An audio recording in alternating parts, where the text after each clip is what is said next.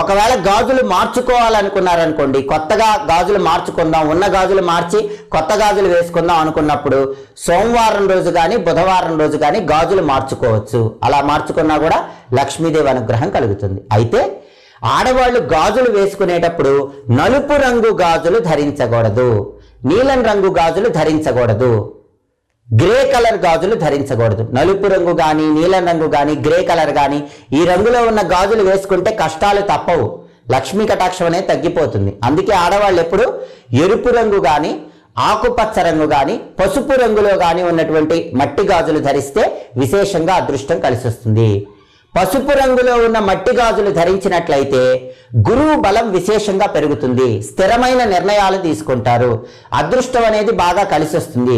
ఎరుపు రంగు మట్టి గాజులు ఆడవాళ్ళు ధరిస్తే ధైర్య సాహసాలతో ఆత్మవిశ్వాసంతో అనుకున్న పనులు అనుకున్నట్లు దిగ్విజయంగా